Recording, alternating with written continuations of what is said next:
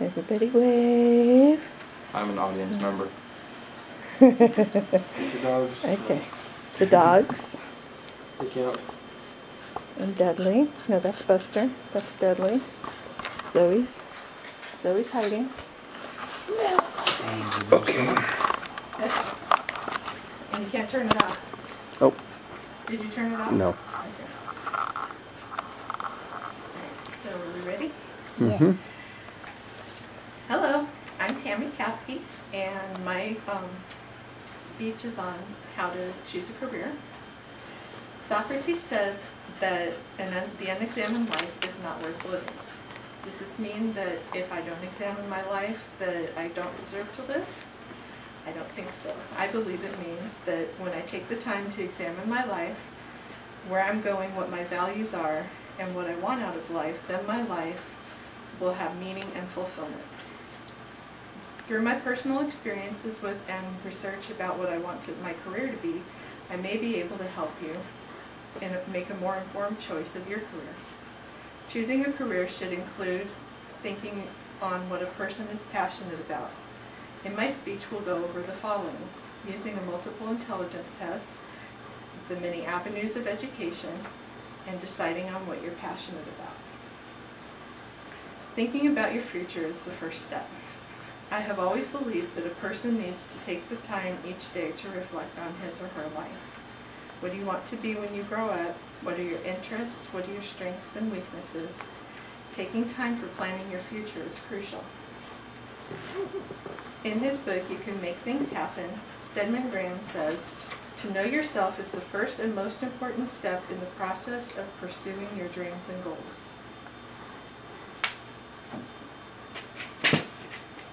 I grew up thinking that life would just happen to me. I would apply for jobs and just whatever came around was what I was supposed to do.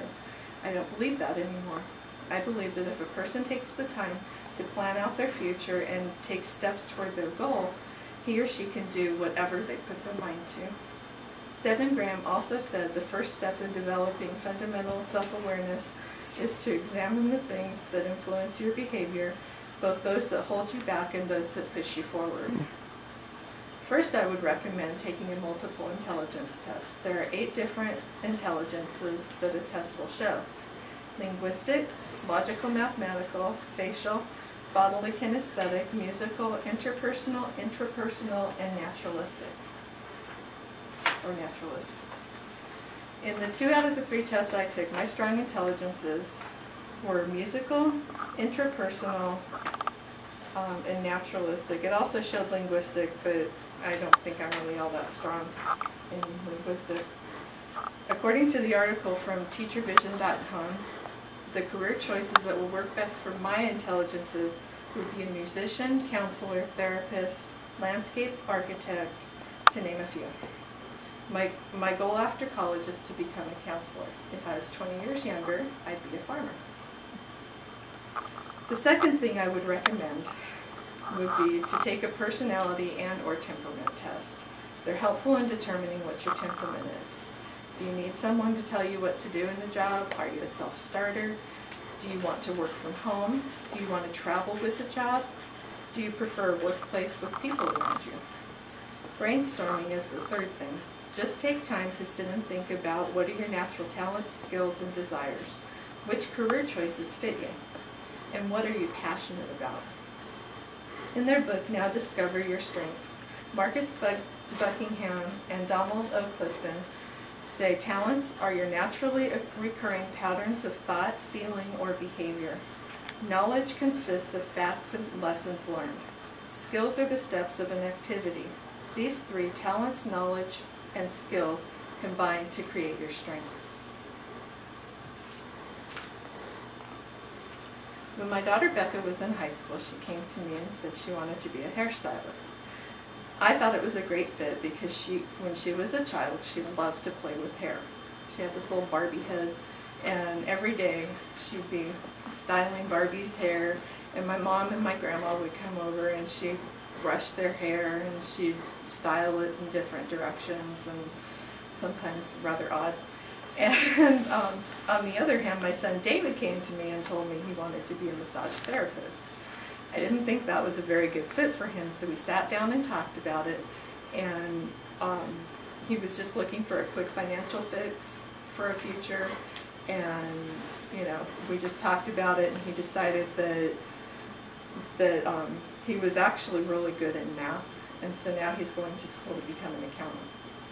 Once you decide what your passion is, you need to decide which avenue will get you there.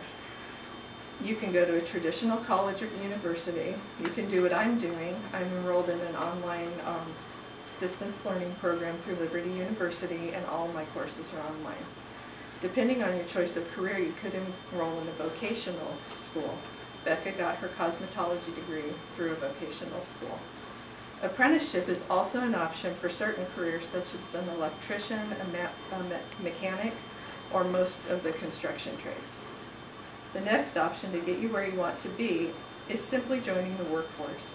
If what you're passionate about doesn't require a college degree or a certificate of completion, find where you want to go, apply for the job.